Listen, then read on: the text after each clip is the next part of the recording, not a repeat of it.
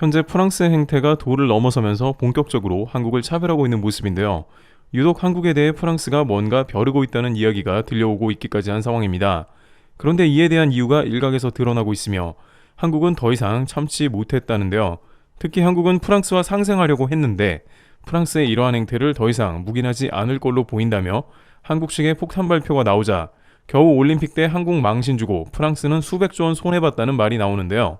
우선 프랑스는 개회식부터 한국을 벼르듯이 한국 입장 때 북한이라고 소개했습니다. 처음엔 한국 측에서 당연히 화도 났지만 설마 아무리 그래도 단순 실수지 않겠냐고 여겼던 게 사실입니다. 그러나 알고 보니 개막식 원고에는 분명히 대한민국이라고 표기가 되어 있었지만 개막식 현장에서 한국을 북한이라고 부른 것은 분명 어떠한 의도가 있는 것으로 보여지고 있습니다. 또한 파리올림픽 조직위는 한국 관련 사진을 올렸는데 이것 역시 매우 큰 문제로 자리 잡았는데요. 개막식 입장 사진에서 다른 나라들은 전부 국기와 선수들을 명확하게 알아볼 수 있는 사진이었으나 한국만 제대로 된 사진이 아니고 게다가 국기도 뿌옇게 나온 사진을 올려버렸습니다. 또한 오상욱 선수가 펜싱 사브르에서 금메달을 땄는데 이름도 오상욱이 아닌 오상구로 표시했습니다. 이쯤 되면 프랑스에 사과를 할 만한데도 프랑스 조직위 측은 전혀 반응이 없는 것으로 전해지고 있습니다. 영국 런던 올림픽 2012년 당시 영국에서는 북한 선수들을 소개할 때 태극기가 나왔다는 이유 때문에 영국 총리까지 나서서 북한에 사과를 했는데 이번엔 마크롱 대통령은커녕 조직위도 말이 없습니다. 결국 IOC 측에서 이 문제를 매우 심각하게 여겼으며 한국 측에 직접 죄송하다며 사죄하겠다고 밝혔는데요. 하지만 프랑스는 끝까지 한국의 사과는커녕 오히려 계속해서 한국 관련 실수를 반복하고 있습니다. 그런데 이에 관해서 뜻밖의 소식이 들려오는데 프랑스가 한국에 대해 전혀 곱지가 않다는 겁니다.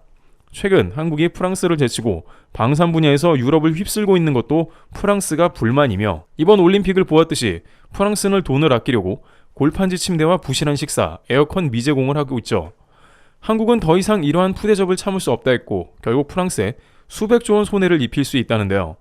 원래 한국은 프랑스를 비롯해서 적당히 유럽과 상생하는 방안을 고려했지만 이런 프랑스 행보를 비롯해서 최근 유럽의 행패에 참지를 못하고 아예 유럽 시장을 석권하기로 했다는 소식이 들려온 것입니다.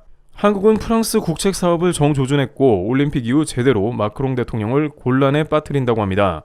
프랑스에서는 여러 가지 한국 신경을 긁고 있다가 크게 당하는 상황임이 외신에서도 드러나고 있는데요. 일단 로이터 통신은 지난주 체코가 프랑스 대신 한국의 원전을 발주한 것에 대해 전혀 뜻밖의 의견을 냈습니다.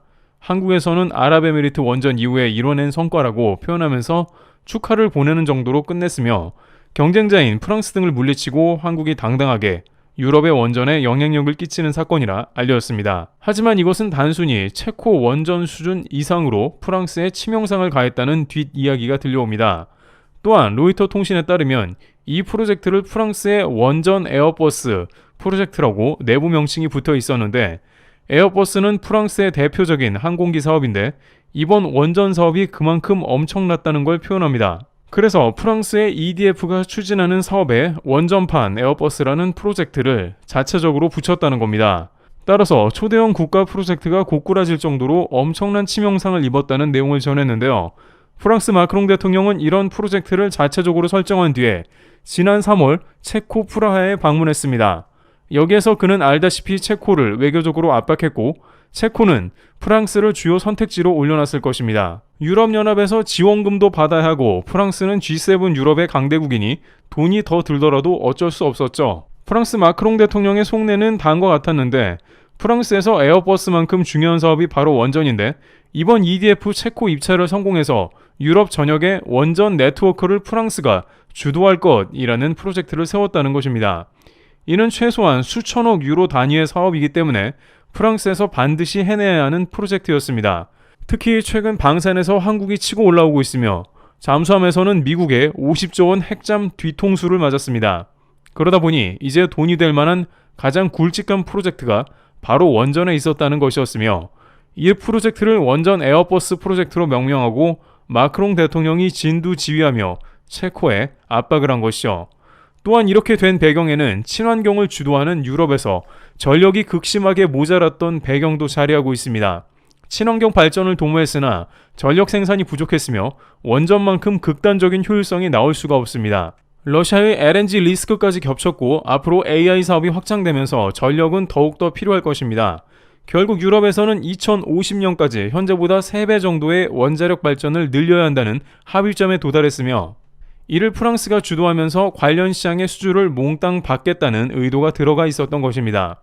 그러나 체코 당국에 따르면 한국에서 나온 제안은 모든 면에서 나았다고 로이터 통신은 전하고 있습니다. 일각에서는 한국의 원전이 덤핑 수준으로 수주를 해서 해당 프로젝트를 따냈다는 말이 있습니다. 프랑스의 절반 가격에 오퍼를 했으며 도저히 체코 입장에선 발주를 거부하기 힘들었다는 말도 나오는데요. 체코도 유럽 역내 거래를 선호했을 수 있지만 가격이 이렇게까지 저렴하면 어쩔 수 없는 상황이었다는 겁니다. 그런데 이에 대해서 로이터 통신을 비롯해서 해당 업계에서는 절대 그렇지 않다는 의견을 제기합니다. 가격도 문제이긴 하지만 결정적으로 시스템과 기술이 한국이 프랑스를 압도했다는 것이 주된 의견인데요.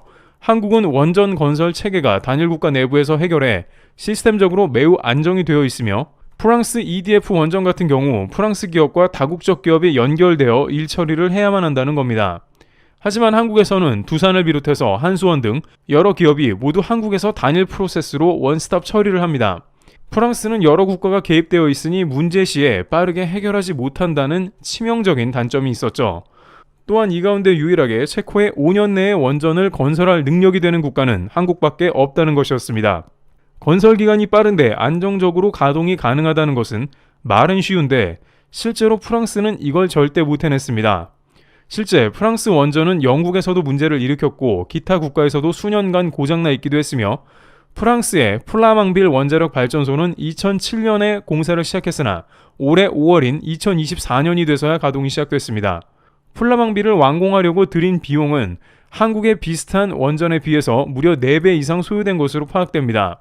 여기에 실제적으로 한국의 원전 건설 단가는 프랑스에 비해 상대적으로 매우 낮습니다.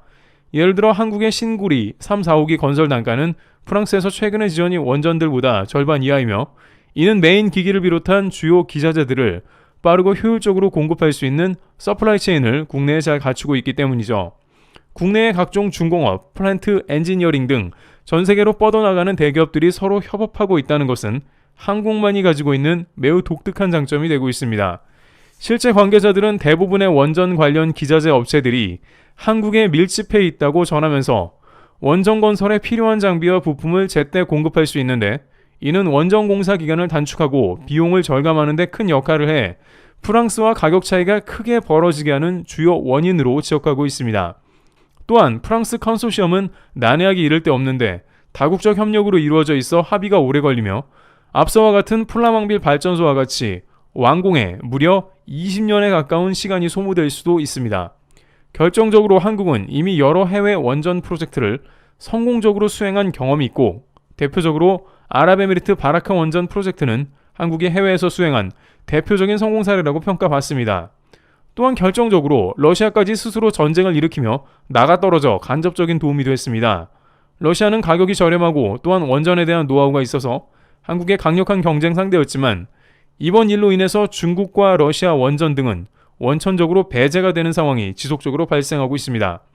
유럽과 미국 등에서 중국, 러시아의 국가 핵심 시설을 들이는 것을 철저하게 배제하고 있기 때문이죠. 산업계 차원으로 보자면 러시아는 이번 전쟁을 일으켜 오히려 한국에 여러모로 도움이 된 셈입니다. 여기에 앞으로 원전은 더욱더 유럽의 수요가 커지는데 한국이 대활약하게 되는 상황이 도래했습니다. 앞으로 수백조 원 이상 유럽의 원전 수요가 있을 것이며 그때마다 한국이 강력한 수주 후보가 될 것입니다. 마크롱 대통령이 바로 이것을 위해서 에어버스 원전 프로젝트를 가동했지만 실패했으며 그 자리를 한국이 차지했으니 방산에 이어서 프랑스의 한국 경계는 더욱 심해질 것으로 보입니다. 그러나 산업계의 모든 면면에서 한국의 대기업들은 글로벌한 최고의 경쟁력을 갖추고 있기 때문에 당분간은 그들과 경쟁조차 되지 않을 것으로 보이며 한국의 반도체, 배터리, 방산, 이제는 원전에 이르기까지 전 세계를 아우르며 큰 영향력을 끼칠 것으로 예상됩니다. 트래블TV였습니다. 감사합니다.